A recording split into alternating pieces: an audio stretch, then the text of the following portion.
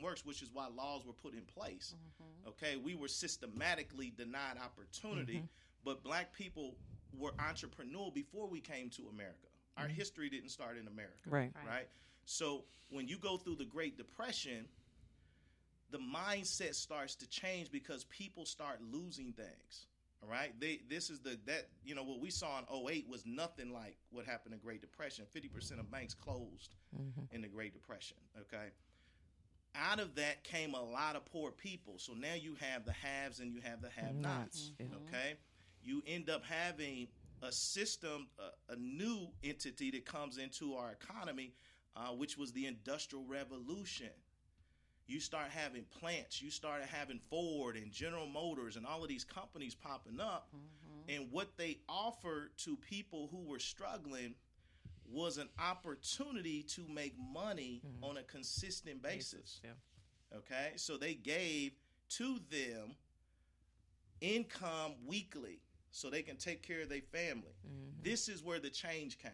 Wow. Okay, the change came because what happened was these people who were suffering traded their freedom for the illusion of security. You ought to preach it. On that. Okay? You understand what I'm saying? They traded their freedom for the illusion of security.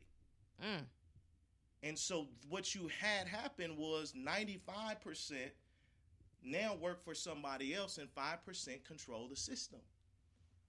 Okay, because when you go to school, they teach you how to do a job. They never teach you the system. The system is entrepreneurship and it's built on capitalism. This is what I tell the team I'm fortunate to lead. Okay, you are going to build a business either way. It's either yours or somebody else's. Bars. You are either going to be an entrepreneur or you're going to work for one. The information that people are trying to give does not significantly change your life. You're in the wrong vehicle. So why does that matter? Because if system was built for business owner by business owners for the benefit of business owners, what they are saying is when you work for me, you are going to fill a role. And you're going to get paid by the position, not the person. Okay?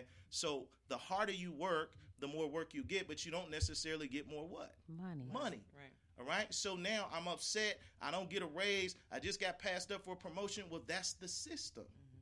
All right? Not only that, the reason why I said that you got to acknowledge that you don't know is because we've all been taught to go into a system where it's built like this. Revenue minus expenses equals profit. Yeah.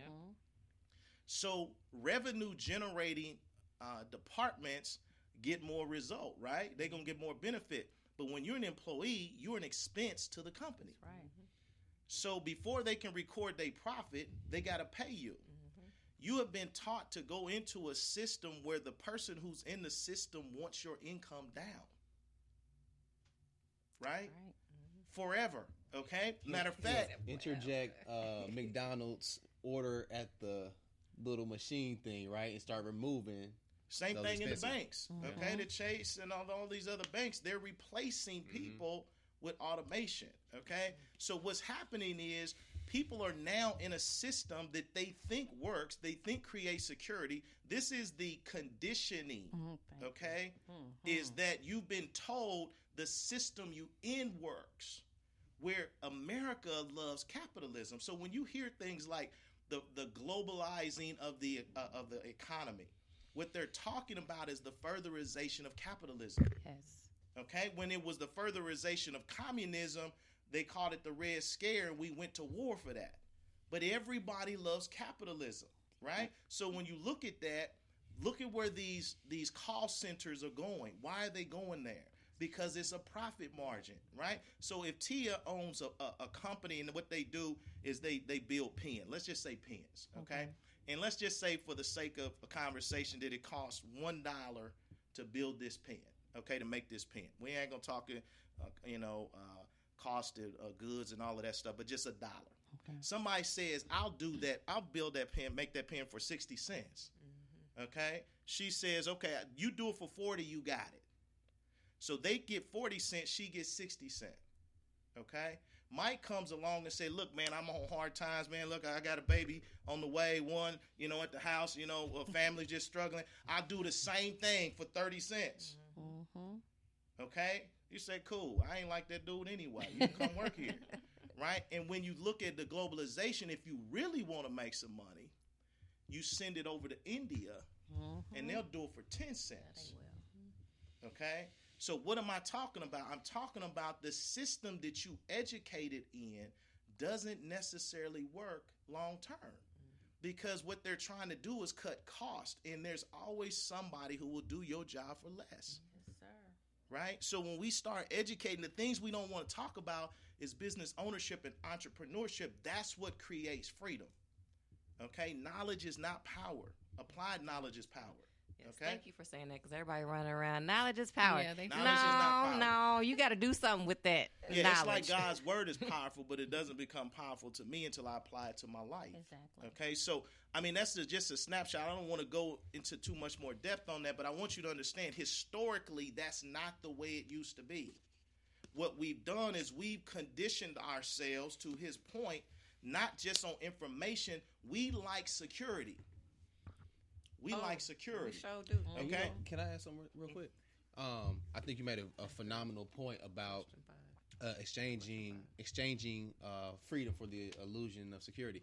Because I've been thinking about this point a lot lately, and we're all trying to make this money to get to a secure space, right? Mm-hmm. But you start off free, and then you get into a bondage, and then you're trying to work through this bondage when you were already free before you got into the bondage. Whether it be debts, whether it be this car you really wanted, this house you really wanted, all these different things, man. It just dawned on me, probably within the last year, dang, we're actually truly free. We could let this all go. And I don't be dramatic when I say this. Let this all go and live in the woods, and you would be free. Mm-hmm. You know what I mean? So, you see what I'm saying? You could let it go. I don't want to live in the woods. The bondage of this illusion of security when you're already free. So think about that. You may be free right now, and then you have desires that may no, you're right, because right now I don't have a car note. How does it feel? Great, right? And I'm but I'm free. You walk, but you're gonna walk into the bondage because and they got a new exactly kid. As much as I want a truck, I'm like, oh my God, I'm sitting here but at the same time, I'm smart enough now to know I'm not gonna go get something and add that extra payment. Why won't you do that? Why won't I do it now? Yeah, why won't you go get the extra payment? Because I don't want to be slave to a finance and deal for the next 72, however months they're going to finance me paying interest. And right now, financial, I think it's just a smart move for me to do that. Right. That's the whole point, right? So at some point, you understand what both sides look like. Exactly, because you've been there. You like, the heck with this. I don't want to be paying no car payment no more, right? So you are now, you're at a point where you're sick and tired of being sick and tired.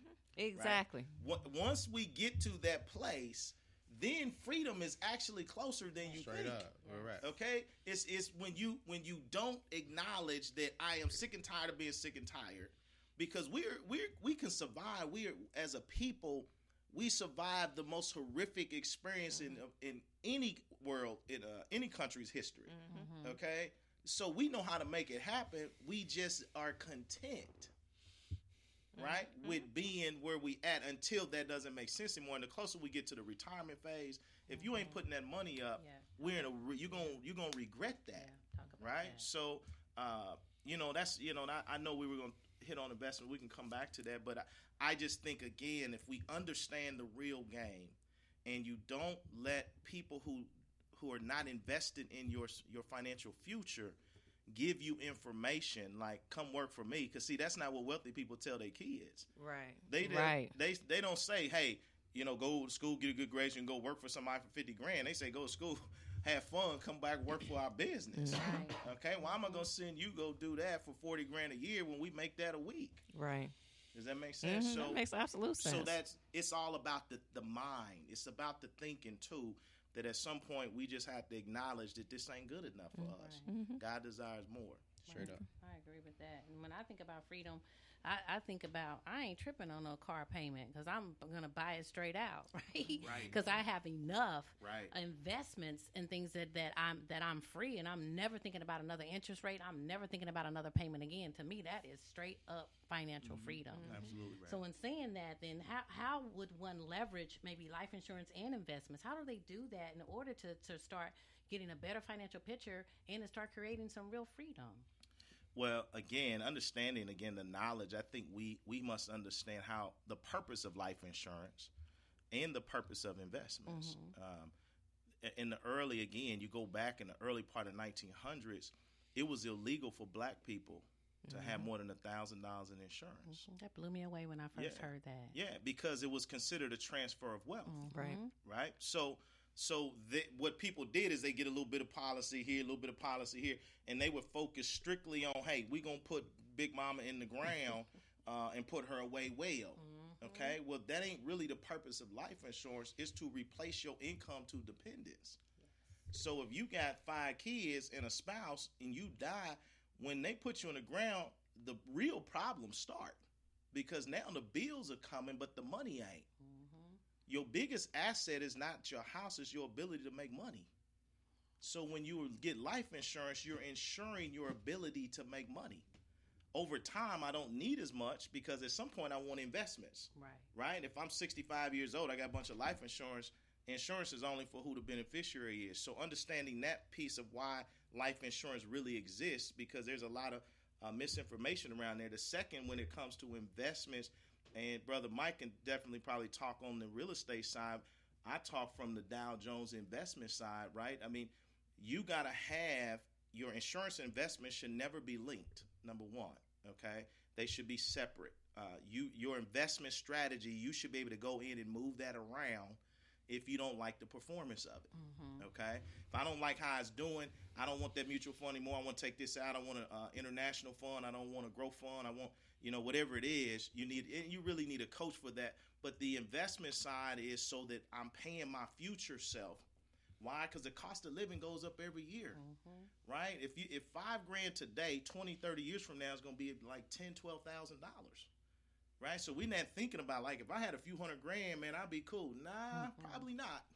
So just understanding the overall picture of it is to say, man, life insurance is if I die too soon. Investments is if I live long. Now, the other investment I need is a short-term emergency fund because life happens right now. Right. Okay, so if I need to go get a car, I need to go do things, I need money that I have available so I don't have to steal from my future self out of my retirement plan, which is what most people do when they need larger sums of money. They go into the 401k. Well, when you do that, again, you're stealing from the 65-year-old you. That's money's not to be touched, right? Unless, in some cases, you can make moves where you can do certain things and create income from that. But if I'm doing it because my car broke down, that's a really bad situation. I'm glad you said that right there, because I was contemplating in my head if I wanted to touch on that, right? Taking money out of your 401k, because we know what they're doing with the money, right? They're investing it. So that percentage or whatever that you're getting back, they've made millions on your thousands. So what about us making millions on our own thousands? So you touching on that kind of opened the door for me to kind of touch, bring that up. So I appreciate you saying that, because that's very, very transparent and very, very true. So if you are reaching to your 401k to do something, let it be an investment that brings you, 5 times more what your 401k would, because they're using your money. That's just like the bank account savings. Man, every time you put that money in that account, man, you know how big Chase, Huntington, or PNC or whatever, man, they are killing. They're gonna give you what 0.02 CDs and stuff, man. That is crazy, right? Like that is sick. It's literally disgusting, like for real. So learning how to use your money to spend it over multiple times is very important. How would you say, from a real estate perspective, how that plays a role in your overall financial picture? For how can you leverage real estate? Yeah. And before I answer that question, let me just add one thing. How you do one thing is how you do everything. So when it comes to having life insurance or when it comes to having investments, even having those two things in place lets one know that you're about your business, right? So if you go and speak to someone, they talk about their stocks or their real estate portfolio, you know they're about their business. So now you're like, oh, this is somebody I want to get in contact with. They're responsible. They're on the game, so on and so forth. Now you surround yourself with that person. Now you get the spilling of the energy. Once again, me being surrounded with Cassandra has brought me here. I've just met this gentleman who I want to do business with now. Boom. The spilling over of energy. You know what I'm saying? I've been looking for a financial advisor. Here we go. There he is. You see what I'm saying? So that's how that works right there in front of your face. But to answer your questions specifically,